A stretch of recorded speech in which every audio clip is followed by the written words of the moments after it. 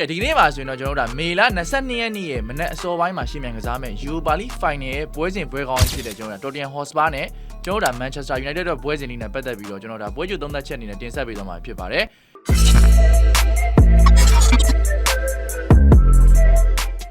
ကဲတော့ United အနေနဲ့ဆိုရင်တော့ဒီရာသီမှာဒ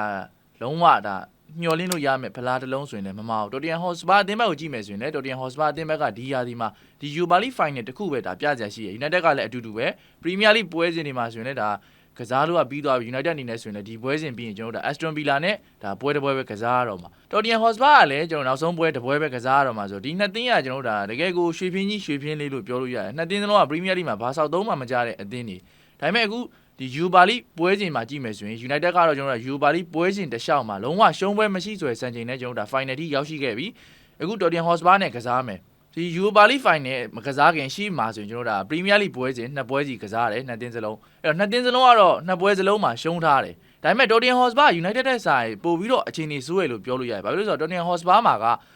United တဲ့ဆိုင်ကစားသမားတွေတော်တော်ကိုမစုံတော့ဘူးဗျာဘာလို့လဲဆိုတော့ဒါ injury တော်တော်ဖြစ်သွားခဲ့တယ်ဗျTottenham Hotspur တင်းရဲ့ကျွန်တော်တို့ injury စင်းမှာကြည့်မယ်ဆိုရင်လည်းအဓိကကစားသမားတွေဖြစ်ကြတဲ့ကျွန်တော်တို့ Madison ရော Kulusevski ရောကျွန်တော်ဒီနှစ်ယောက်လုံးကကျွန်တော် injury ဖြစ်သွားခဲ့ရင်ဆိုတော့ Tottenham Hotspur အသင်းအတွက်ကတော့ဒီ final မှာတော်တော်လေးရုန်းကန်မဲ့အခြေအနေရှိရလို့တော့ကျွန်တော်တို့မြင်တယ် United အသင်းဘက်ကိုကြည့်မယ်ဆိုရင် United အသင်းဘက်ကအခုလက်ရှိကျွန်တော်တို့ injury ဖြစ်သွားခဲ့တဲ့ကစားသမားအနေထားမှာကြည့်မယ်ဆိုရင်ကျွန်တော်တို့ Lini Yoro ရဲ့ Dalot ရဲ့ Delay ရဲ့ဒီ၃ယောက်ကတော့ကျွန်တော်တို့ဒီ final ပွဲစဉ်မှာပြန်ပြီးတော့ပါဝင်လာနိုင်ခြေရှိတယ်ဆိုပြီးတော့ဒါ Ruben Amorim ကပြောထားရဲဆိုတော့ဒီပွဲစဉ်မှာအနည်းဆုံးကျွန်တော်တို့မပါနိုင်ဘူးဆိုရင်တော့၂ယောက်လောက်ကတော့ဒီပွဲစဉ်မှာပြန်ပြီးတော့ပါမယ်ဗျာအဲ့ဒါတခုကတော့ကျွန်တော်တို့ United အသင်းအတွက်ကတော့အားသာချက်တခုတော့ဖြစ်သွားခဲ့တယ်တခုဆိုရင်အမှာ United ရဲ့ဒါနောက်တန်းပိုင်းကတော်တော်လေးဒါအမားလေးတွေများတယ်ဗျာနောက်ဆုံးကစားခဲ့တဲ့ဒီ Chelsea နဲ့ပွဲစဉ်မှာဆိုရင်လည်းမမာတင်နဲ့အမားကနေပြီးတော့ကျွန်တော်တို့ဒါဂိုးတွေခွင့်ပြုလိုက်ရတယ်ဆက်ပီရီကနေပြီးတော့ဂိုးတွေခွင့်ပြုရတဲ့အနေထားတွေအမားတွေကိုကောင်းကောင်းကြီးဒါ United အနေနဲ့ပြင်ဆင်မှဖြစ်မယ်ကံကောင်းတာတကူက Chelsea နဲ့နောက်ဆုံးကစားခဲ့တဲ့ပွဲစဉ်မှာ Ruben Amorim အနေနဲ့ကျွန်တော်တို့ထင်တာကဒါလူငယ်ကစားသမားတွေ Academy ကစားသမားတွေနဲ့ပဲဒါပွဲထွက်လာခဲ့မယ်လို့ထင်ခဲ့တာဒါပေမဲ့အဲပွဲစဉ်မှာဆိုရင် line နဲ့အမှန်အကုန်လုံးသုံးသွားခဲ့တယ်တိုက်စစ်ပိုင်းမှာဆိုရင် Whitelandနဲရိုနံပါတ်10နေရာမှာကြည့်လိုက်မယ်ဆိုရင်ကျွန်တော်တို့ဒါ Mason Mount Amad Dialloဒါကွင်းလယ်မှာဆိုရင် Bruno Fernandes နဲ့ Casemiro နဲ့ပွဲထွက်လာပြီးတော့ wing back တွေမှာဆိုရင်ကျွန်တော်တို့ဒါ Patrick Dorgu ရှိတယ် Mazawa နောက်တန်းမှာဆိုရင်တော့ Luke Shaw Martin နဲ့Mazawa ဆိုပြီးတော့ပွဲထုတ်လာခဲ့ပါတော့အဲ line နဲ့ကိုပဲအခြေခံပြီးတော့ဒီ final ပွဲစဉ်မှာဆိုရင်လည်း Ruben Amorim အနေနဲ့ဒါသုံးလာဖို့များတယ်လို့ကျွန်တော်ထင်တယ်အဲ့တော့ Amad Diallo နဲ့ကျွန်တော်တို့ဒါ Patrick Dorgu နဲ့ကိုတချမ်းနဲ့ထားလိုက်တာက United အတွက်ပို့ပြီးတော့ကောင်းတယ်လို့မြင်တယ်ဘာလို့လဲဆိုတော့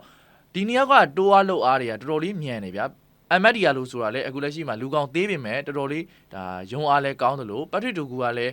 းသူ့အနေနဲ့ဒါ cross တွေဒါမတက်တာဗျာတိလားယုံအားတိုးအားတော်တော်လေးကောင်းတဲ့ကစားသမားဆိုတော့ဒီနေရာကိုဒါတစ်ဖက်ထဲမှာထားမယ်ဆိုရင် United အနေနဲ့ကျွန်တော်ဂိုးရနိုင်ခြေပို့ပြီးတော့များတယ်လို့ကျွန်တော်ကမြင်တယ်အဲ့တော့ကျွန်တော်တို့ဒါ United အနေနဲ့အခုဒီရာသီတရားဒီလုံးမှာဆိုရင်လည်းကျွန်တော်တို့ဘာမှဘယ်လိုပြောဖြစ်ဖြစ်မြောက်မြောက်ရှိခဲ့တဲ့ပွဲစဉ်ဆိုတာလည်းမရှိဘူးဗျာဒါပေမဲ့ဒီ Europa League Final ပွဲစဉ်မှာဆိုရင်တော့ဒါပြည်သက်အားလုံးကတော့ဒီပွဲစဉ်မှာ Europa League ဖလားရဖို့အတွက်အားလုံးကမျှော်လင့်နေကြတယ် Tottenham Hotspur အသင်းကအဲ့လိုပဲ Tottenham Hotspur နီးပြကအခုလက်ရှိမှာတော်တော်လေးတိုင်ပတ်နေရဗျာဒါပြုတ်ဖို့ဆိုတာကလည်းဒီရာသီကုန်တာနဲ့ပြုတ်ဖို့ကတော်တော်လေးရာခိုင်နှုန်းများသွားပြီဒီဖလားရမရ Tottenham Hotspur နီးပြကတော့ခွန်အားလှုပ်နေပေါ့ဗျာအာမိုရင်အနေနဲ့ဆိုရင်တော့ဒီဖလားကိုသူ့အနေနဲ့တေချာပေါက်ရောက်အောင် United အတွက်ယူဆောင်လာပေးမယ်လို့တော့ပြောထားတယ်အဲ့တော့ဒီပွဲစဉ်မှာအာမိုရင်ရဲ့ဒါဆုံးဖြတ်ချက်တွေအာမိုရင်ရဲ့လူစားလဲမုံတွေနောက်ပြီးတော့အာမိုရင်ရဲ့ဒါ first line နဲ့တွေကိုကျွန်တော်တို့ဒါစောင့်ကြည့်ရမှာပေါ့နော်ကျွန်တော်တို့ဒါ United fan တရားအနေနဲ့ဆိုရင်တော့ဒီပွဲစဉ်မှာ United တေချာပေါက် Tottenham Hotspur ကိုတော့နိုင်အောင်ကစားသွားနိုင်လိမ့်မယ်လို့တော့ကျွန်တော်တို့မျှော်လင့်မိတယ်ဒါပေမဲ့တခုစဉ်းစားရမှာဘာလို့ဆိုတော့ Tottenham Hotspur ကို United အနေနဲ့ဒီရာသီတရားဒီလုံးမှာတွေ့ဆုံခဲ့တဲ့ head to head တွေမှာတစ်ချိန်မှမနိုင်ထားတာလေးတခုတော့ရှိတယ်United နဲ့ Tottenham Hotspur တို့ရဲ့တွဲဆုံမှုတွေမှာကြည့်မယ်ဆိုရင်ဒီရာသီမှာ3ချိန်တောင်တွေ့ပြီးသွားပြီဗျာဒီအချိန်ပါဝင်ဆိုရင်တော့4ချိန်ပေါ့နော်ရှေ့မှာဒါ Premier League 2ချိန် EFL မှာ1ချိန်3ချိန်စလုံး United အနေနဲ့ Tottenham Hotspur ကို1ချိန်မှမနိုင်ထားတာလေးတခုကတော့နည်းနည်းလေးတော့စိုးရင်ရတယ်ဒါပေမဲ့အခုလက်ရှိအခြေအနေက Tottenham Hotspur အသင်းအတွက်ကတော့တကယ်ကိုအင်အားရုပ်စရာပဲဘာလို့လဲဆိုတော့သူတို့ရဲ့အဓိကကစားသမားတော်တော်များများ injury ဖြစ်နေတာက United အတွက်ကတော့တကယ်ကိုအခွင့်ကောင်းတစ်ခုပေါ့နော်အဲ့ဥစ္စာကိုကောင်းကောင်းကြီးအခွင့်ကောင်းယူပြီးတော့ United အနေနဲ့ဒီရာသီမှာEuropa League ဖလားကိုအရယူသွားနိုင်မလားဆိုတော့ကျွန်တော်တို့ဒါစောင့်ကြည့်ရပါဘောเนาะအဲ့တော့ United ပရိသတ်တွေအနေနဲ့ဆိုရင်ရောကျွန်တော်တို့ဒါမေလ22ရက်နေ့ညမနက်အစောပိုင်းလို့ပြောလို့ရတယ်ကျွန်တော်တို့ဒါတနာရီခွဲမှာရှင်းမြန်ကစားမယ်ကျွန်တော်တို့ Europa League ရဲ့ final ပွဲစဉ်တစ်ပွဲဖြစ်တဲ့ Tottenham Hotspur နဲ့ Manchester United တို့ပွဲစဉ်တွေနဲ့ပတ်သက်ပြီးတော့ဘယ်လိုမျိုးမြင်ကြလဲဒီပွဲစဉ်မှာဆိုရင်ရောကျွန်တော်တို့ဒါဘယ်အသင်းက Europa League ဖလားကြီးကိုကင်မြောက်သွားနိုင်မယ်လို့ထင်ကြလဲ comment မှာတစ်ချက်လောက်ဆွေးနွေးပေးကြပါဦးကျွန်တော်ရဲ့ Facebook နဲ့ YouTube channel ကိုလည်း like and subscribe လုပ်ထားပေးဖို့တောင်းဆိုချင်ပါတယ်နောက်ဗီဒီယိုတွေမှာပြန်လည်ဆုံတွေ့ကြပါမယ်